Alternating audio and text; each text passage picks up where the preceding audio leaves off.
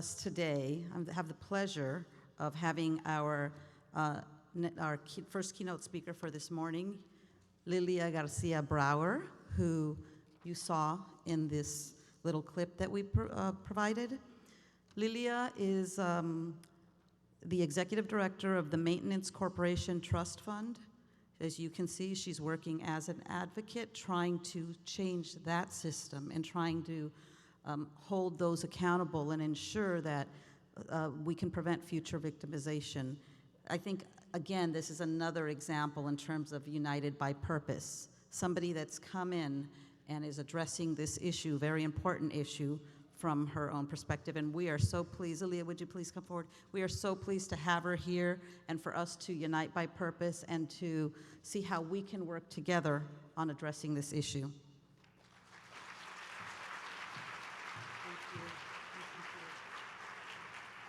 Good morning. I'm very excited to be here with you. Over the past 15 years, advocacy has taught me to be comfortable with being uncomfortable. Most of my development years, as many of us, was about learning how to follow rules and not to rock the boat. My grandfather worked as a bracero and was sponsored in 1956 by a Japanese farmer to bring over his family. They settled in East Los Angeles and continued to build a family on this side of the border. There was no room to question. Our core family value was hard work. You did what you needed to do. You did it for the good of the family. They too were united by purpose, a purpose to pursue a better life, that American dream. My father's 76 years old today, and he still works in a factory. His entire person, his entire identity is defined by that as a worker, and he needs this identity. It's solid and respectable. No one questions it. My mother is a former garment worker and an escrow manager, quite a range of employment. She is the most motivating, inspiring, and hardworking person I know. She has constantly worked 2 jobs, a paid one at home, unpaid. Raising 5 children in East LA was a challenge, but she too did whatever was necessary to move our family forward. Commitment, determination, vision, and passion. But unlike my father, my mother was always questioned. Was she doing enough? Is she presentable? Is she taking care of him? Are the kids presentable? How's her cooking? How's her housekeeping? I didn't appreciate this difference in treatment until I experienced the most incredible thing in life as I brought my 4-year-old daughter into the world, Maya. Being true to that you do what you gotta do spirit, I did not spend much time thinking of how my life would change. One day my father asked me, "Are you ready to give it up?" And I said, "Give what up?" He said, "Give up that crazy, stupid job of yours." So my father, in his own way, was trying to give me fatherly advice, and I learned some important things. He thought my job was crazy and stupid. Interesting. But I danced and stayed focused with him and his initial question, "Am I ready to give it up?" I said, "I'm not giving up my job. I'm just gonna have a passenger with me." My father, though, was right. Becoming a mother in the social justice movement is amazing, but most trying. What most affected me is the realization of the depth of my own shame and guilt in my thinking. I was blindsided by this realization because I thought I had a radical perspective. I thought I was a critical, non-repressive judge of the world. But what I realized was that becoming a mother brought out the most conservative nature in me. And this initially can be defended as a primitive protective instinct. I soon saw, however, that I was passing down to my daughter all the judgment and double standards that my mother experienced. I believe all women experience some aspect of this. I was saddened, but overjoyed at the same time because I now knew what I wasn't conscious of, but acting on. I was not crossing a border. I was not relocating a family. But I am seizing the same commitment, determination, vision, and passion to break the painful cycle of implicit gender bias within me, and to give my daughter a chance to discover who she is and fight for what she wants in the life. I'm inspired by the progress my family has seen in the world. This implicit bias was all in my thoughts and ideas, emotions and actions. This bias that has been triggered by gender influenced me my whole life. But it was not until I became a mother, until I had my daughter, that I found the strength and wisdom to see that it is wrong, but I could change it. What do you want to change in your thinking? I actually have several implicit biases. I've worked in challenge areas like South Los Angeles. I grew up in East LA and walked home at night very comfortably. The other day, while at a stoplight, I locked my door unconsciously with thought. And what caused me to lock my door was that a black man was crossing the crosswalk. I was shocked, again. I too have internalized racism and prejudices. What biases do you carry? The first step is taking time to acknowledge it. The acknowledgement has taught me humility and a sense of compassion for mistakes. I was surprised to learn that this journey of motherhood was going to bring me to think, good God, maybe I shouldn't be a mom. But really, it made me a much more confident and aggressive advocate, because I'm personally trying to be the change that I'm asking of the world, the change I want for my daughter, the change I want for every worker, for every human being. What change are you seeking in the world? Immigrant communities are grounded in struggle, as some are pushed out of their home countries and pulled into others. The strength to struggle is a secret weapon. People have a source of power that incredibly can destroy and build civilizations. But much gets lost between those forces. There is an abuse of power that is inherent to a capitalist democratic structure. The story of the haves and have-nots is ancient but relevant. The fact that one people enslaving another people, all in the name of a higher power, is baffling but true. The fact that one group of people get access to rulemaking and define another as property is disgusting but accurate. Let's explore workers' lives in this context. I've introduced the implicit biases of gender, race, and class. I'm a lesbian, so let's throw in sexual orientation. I have many privileges as being able-bodied and the liberty to choose the faith of my liking or to not have one at all.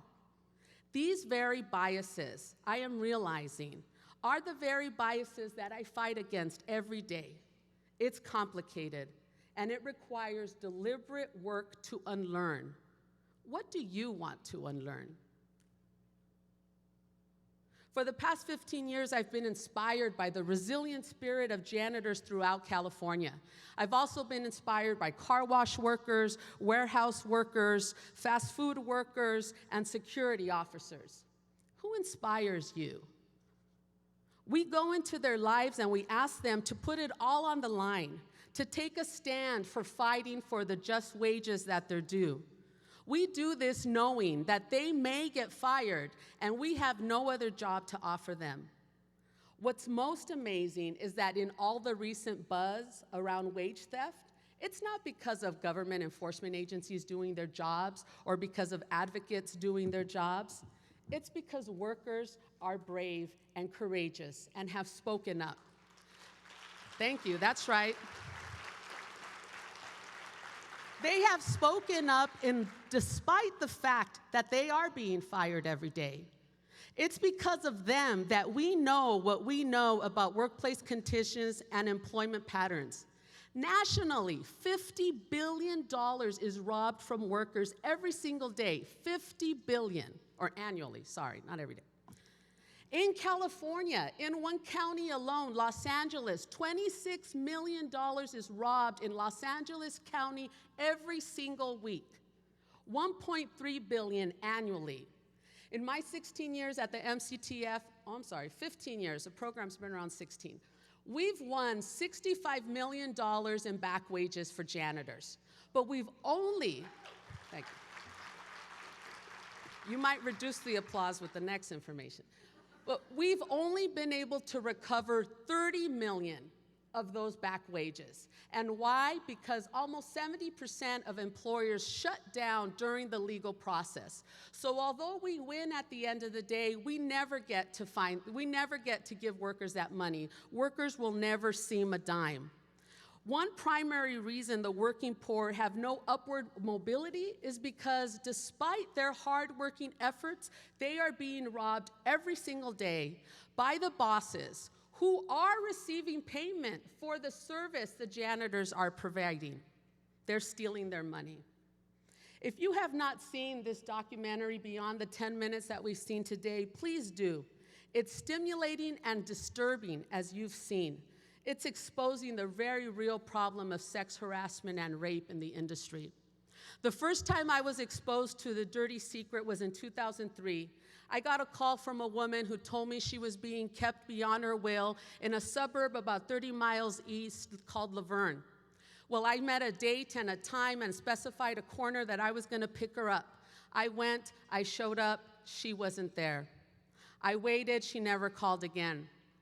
I informed the DOL, neither of us never heard of her. There was in her, though, an incredible fighter spirit that she was able to muster up the strength to call. But something happened. She didn't make it to the meeting point. I hold her in my intentions and hope that she found another way, that she did not give up on that fighter spirit. The desperation that I've seen in immigrant women working in low-wage industries can be immobilizing just as a spectator. The glimpses of their lives I experience are hard to digest. They are poor and they can't get out from under their dominant obstacle, despite their hard work. They are marginalized by a broken immigration system and global economic distress in their home countries. Yet they are building a family, trying to figure out the education system, a healthcare system, faith, housing, trying to put together some well-being. According to the DOJ, 17,000 sexual assaults happen every year. These assaults are happening to the very people that are being robbed of their wages.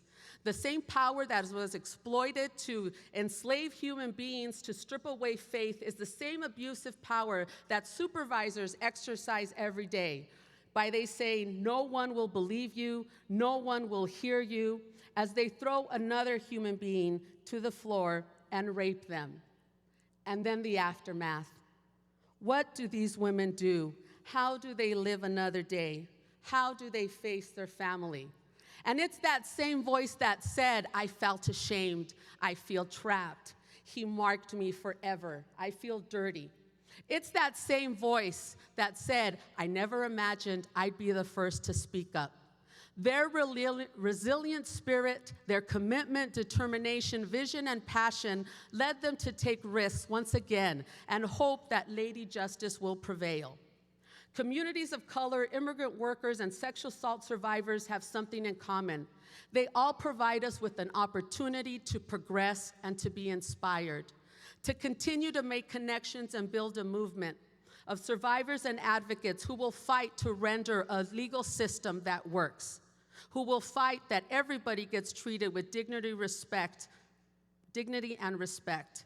These are paramount obstacles. Thank you. Thank each and every one of you who carry that resilient spirit, who nurture them, who stand with them, who are them. These obstacles are paramount, but they are not insurmountable. Nonetheless, it is tiring and trying, so take care of yourself.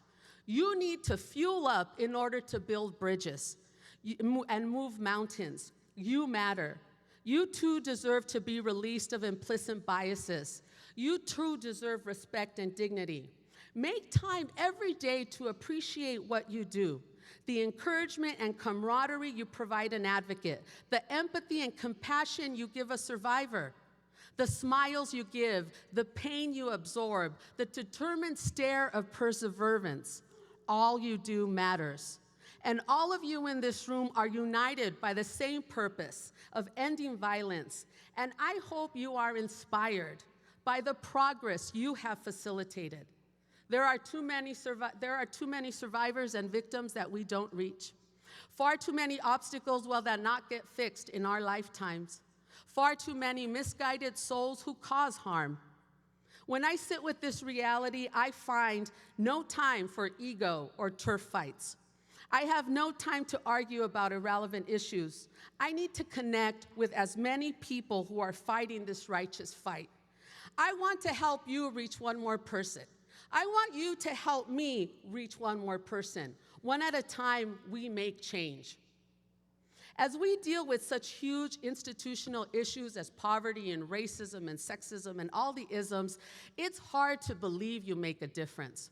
I'm going to leave you with these words that I find uplifting and empowering from our grandfather of justice, Nelson Mandela.